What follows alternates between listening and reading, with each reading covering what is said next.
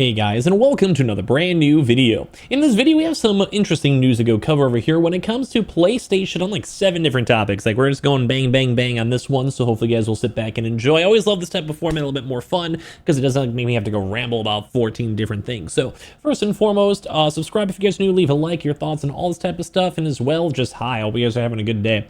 When it comes to this stuff, we have a lot of things to break on down, but one of the bigger ones I want to yap on into is on the fact that it seems like PlayStation is trying to go make a slightly more bigger push into mobile.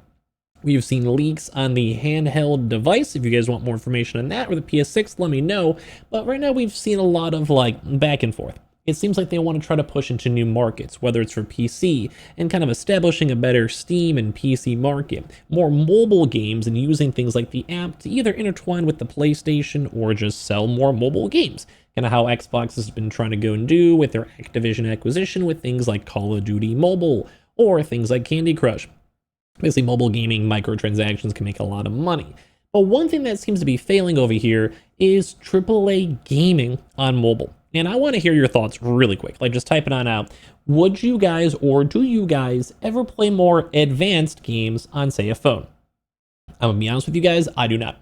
I have a PC. If I want to play PC stuff and stream or whatever, full Twitch, I am down. Or if I want to go and, like, play on my consoles, got my Switch, got my PlayStation.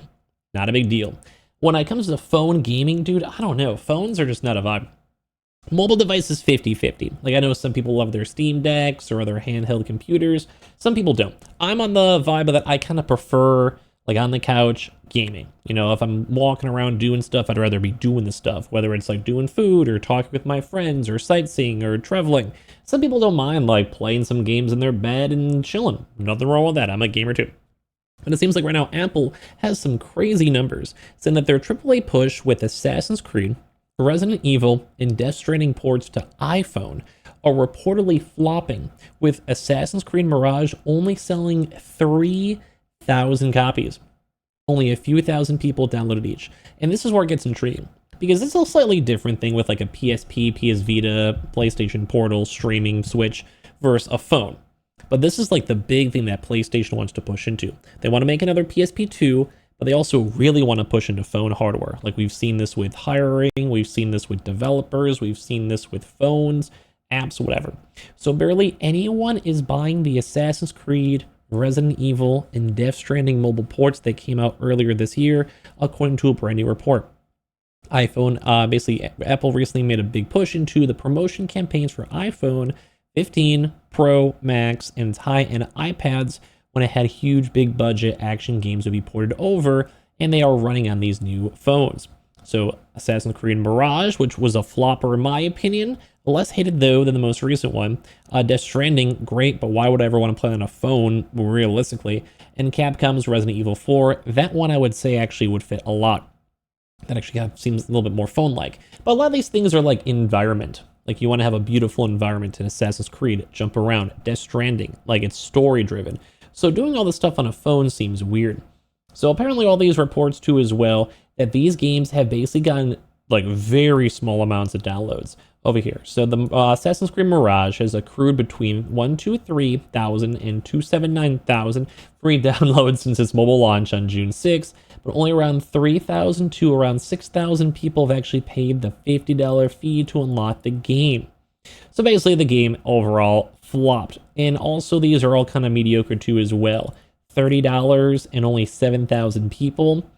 That's horrible, and it just people aren't really buying this too as well. Death Stranding was $20, 10,000 downloads, a little bit cheaper, but it just is not doing well. Saying that these games should probably maybe be a little bit cheaper, and as well, it's going to be really hard for things like PlayStation and Xbox to make their big push. Or even Apple themselves are not getting people buying their games. This may not be an easy avenue for people to go dive on into. And we've been seeing a lot of other stuff too as well, like say the PS4 ending. We already made a video on this before, so I don't have to super rehash it. But the PlayStation 4 is losing support on Genshin Impact. I made an in-depth video on this. Check the channel if you guys want. But really quick recap on this because it's relative. They have to focus their priorities on something better. Like you want to put all these mobile games and mobile apps, people aren't probably going to play mini games on your PlayStation, on your phone or whatever. Maybe a PSP and Portal, make one of those. I would buy one. I will buy one. But for phone stuff and phone support, it just really isn't that big of a deal unless it's already a huge established game like a Genshin Impact, which this is like PlayStation should have been pushing for like their own PlayStation Android phone or something with like Genshin Impact when it first came out. But it seems like instead they're just getting rid of their PS4, which is fine because at the end of the day, like it makes sense. They want to go into a different demographic. They want to expand. They want to be like Xbox and be a publisher for things like PC, for things like TVs, for things like mobile, and things like PS4 might be wasting developer time. But it seems like this is also wasting a lot of developer money too as well, because it seems like it's destined to fail on the mobile department, unless you somehow just buy out some game. But I mean, we've seen things I think like Destiny having a mobile game doing okay, and a few other things like Fallout, although it's Xbox, doing okay. But it really is a weird niche that's a lot harder for them to work into. But one thing is, the big thing to note is that, well, just maybe stick with what works. Battlefield 6 PS5 exclusive DLC has upset some Xbox fans, which makes a lot of sense. Like, if you're an Xbox user, even if like PlayStation was getting like Call of Duty bundles, like, bro, what? Or even after the acquisition was done, they did honor the contract, which was smart for Xbox, although legally you kind of had to, and it was still giving PlayStation these benefits, these bonus things. But Battlefield 6 already dropped its first PS5 exclusive DLC, and some Xbox players simply aren't even having it, and PlayStation owners are being rewarded with the Advanced Party Soldier skin simply for just playing the beta. And a lot of people are not happy with it on the Xbox end. PlayStation people probably don't mind, but people are assuming this will be another exclusivity deal because they did have it with Call of Duty, so why would they not have it with Battlefield? I think Battlefield 6 PS5 exclusivity DLC skin sparks exclusive fears around among players, and people are kind of upset. Like we have Charlie Intel saying, here's a look at the PS5 exclusive skin for Battlefield 6, just go play the beta, you go and you get it. It's kind of easy peasy lemon squeezy too as well. And people are once again just upset about it because it seems like PlayStation has the console market in a chokehold, which is true. Like, that's just how it is. They won. And they have the leverage now, with over 80 million consoles, with DLCs being sold, microtransactions being sold, the actual game itself being sold, and EA being an independent company. They want as much money as they can get. Xbox doesn't have the leverage unless they're throwing money your way, but with Game Pass deals, or if they go and make the game themselves. Think like Gears of War, Halo. And even those games they want to launch on PlayStation. So users are not happy. The thing is, there's just going to be like a reoccurring trend during the Battlefield 6 lifespan, as one concerned player. Just wondering before I pre-order because I'm not going to pay full price to be a second-class customer. That's nuts. And it's also why sometimes things like on this Apple support is a big deal. Because look at Google Stadia.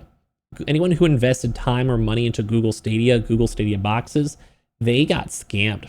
Look at the PSVR 2. A lot of people got scammed, like no words around it. Like it doesn't have good support, they drop support. And people are like, well, is Xbox next? Is this like the next scheme? And rightfully so, they're getting upset. So Jesus Christ, Sony just couldn't have had Call of Duty anymore, so they just jump ship to Battlefield. Another player complained. Cool, playing one match, then deleting a third player warned. So it looks like some of these Xbox users don't like this PlayStation exclusivity. I always thought, especially during the Call of Duty deal, that PlayStation should have just bought EA. On the low key, EA is not that expensive. It's a few $1 billion. Yeah, I mean, don't get me wrong. What's a few $1 billion amongst friends at the end of the day? But like, they would be making a lot of extra money. Like the stock was going down. Like Battlefield 2042 didn't have the best reception. But imagine if Sony did go and own EA, and they had Battlefield to fully compete with Call of Duty. And Call of Duty mobile, Clash of Clans type style games, and as well as some of the other Activision stuff such as WoW, were a big proponent of the Activision deal. But think about how much money that PlayStation could make having an exclusivity deal with Battlefield for PlayStation consoles. People will keep on buying PlayStation consoles, as well as also make a lot of money. And if Xbox wants it, well, yeah, better go and check out some money, or keep Call of Duty on the thing as well. Like I think most people would be down to trade Call of Duty and Battlefield back and forth, because at the end of the day, everyone does make money, and Xbox is already doing it, so it's intriguing to go and see. But it does seem like people are kind of upset once again with the exclusivity. People are curious on what's going on with this one. People are sad the PS4 is going away, and it seems like a lot of tides are shifting in the gaming sphere. So I want to hear your thoughts and comments on everything down below. Subscribe if you guys are new. I appreciate y'all so much for watching. I hope you guys have a good rest of your day, nights, evenings, whatever, and make sure you guys don't go cheating. We made a Battlefield video on the second channel about a VTuber cheating, so check that out too as well. And I appreciate y'all so much for watching in the first place.